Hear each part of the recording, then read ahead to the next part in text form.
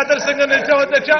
Current కోతలు లేకుండా చేయటమే కాదు అధ్యక్ష, ఈ రాష్ట్రంలో భారతదేశానికే ఎల్ఈడి బల్బుల్ని ప్రతి గ్రామం నుంచి పట్టణం వరకు కూడా తీసుకెళ్లి ఇవాళ భారతదేశానికి ఎల్ఈడి బల్బుల్ని మొట్టమొదటి రాష్ట్రంలో ఆంధ్రప్రదేశ్ ప్రభుత్వం ఇవాళ 29 రాష్ట్రాలు భారతదేశంలో ఉంటే అధ్యక్ష, ఇవాళ భారతదేశంలోనూ ఆంధ్రప్రదేశ్ మొట్టమొదటిసారిగా 5.5 లక్షల ఎల్ఈడి బల్బుల్ని గ్రామ స్థాయి నుంచి కూడా పెట్టినటువంటి ఘనత దేశంలోనే మొట్టమొదటిగా ఆంధ్రప్రదేశ్ రావటం ఇది ఈ రాష్ట్ర ప్రజలు చేసుకున్న అదృష్టం అధ్యక్ష.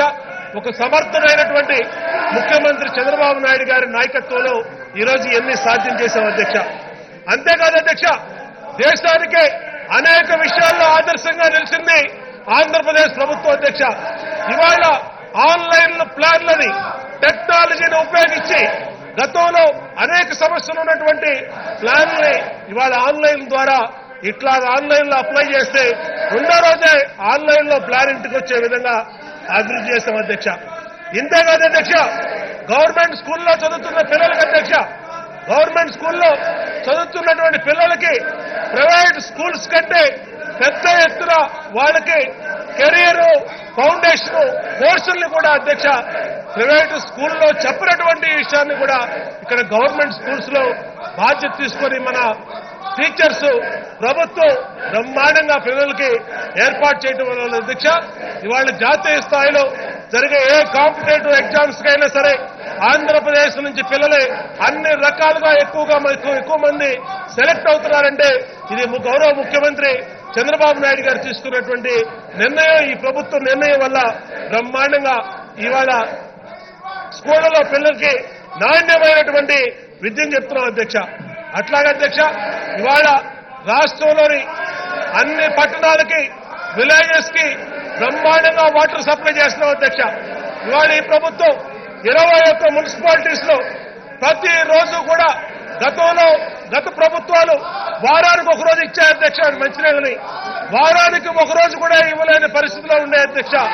అలాంటి మున్సిపాలిటీస్ ఏదైతే మదనపల్లి గాని మార్కాపురం గాని అలాంటి ఊళ్ళకు కూడా ఇవాళ తెలుగుదేశం ప్రభుత్వం గౌరవ ముఖ్యమంత్రి చంద్రబాబు నాయుడు గారి నాయకత్వంలో ప్రతిరోజు కూడా వాళ్ళకి అక్కడ మున్సిపాలిటీలో మరి బ్రహ్మాండమైనటువంటి మంచినీళ్ళని సప్లై చేస్తున్నామంటే కనీస అవసరాలు అధ్యక్ష ఇది ప్రజలకి.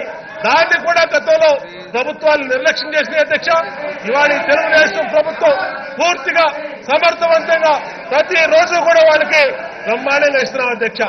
అలాగే అధ్యక్ష, ఇవాళ కేంద్రం స్మార్ట్ సిటీలుగా మన సిటీలను ప్రకటించింది అధ్యక్ష.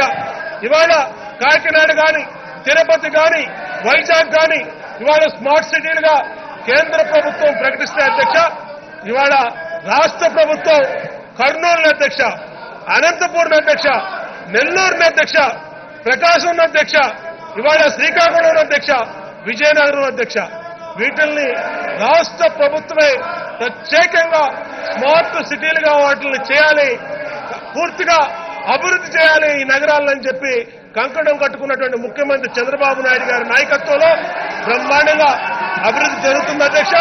అలానే అన్ని రకాలుగా మొదలు పెట్టాం అధ్యక్ష. అట్లాగే అధ్యక్ష, సాలిడ్ వేస్ట్ మేనేజ్మెంట్ అధ్యక్ష, మురికి కూపాలుగా నగరాలు ఉండే అధ్యక్ష. విజయవాడలోనే సెంట్రల్ నియోజకవర్గంలోనే విజయవాడకి సంబంధించినటువంటి గార్బేజ్ డంపింగ్ యార్డ్ ని చెత్త డంపింగ్ యార్డ్ అక్కడ పెట్టారు అధ్యక్ష. దాదాపు గత 10 సంవత్సరాల్లో 2 లక్షల టన్నుల్ని చెత్తని జనవాసాల మీద సింగనగర్లో వేశారు అధ్యక్ష. అంటే ఏ నగరంలో తీసుకున్న అధ్యక్ష గత 10 సంవత్సరాలు ప్రభుత్వాలు చేసినటువంటి నిర్లక్ష్యం వల్ల అధ్యక్ష ఎక్కడ పడితే అక్కడ చెత్తని ఉంచేవాళ్ళు అధ్యక్ష. అక్కడ ఉన్నటువంటి ప్రజలకి చాలా అసౌకర్యం జరిగింది అధ్యక్ష.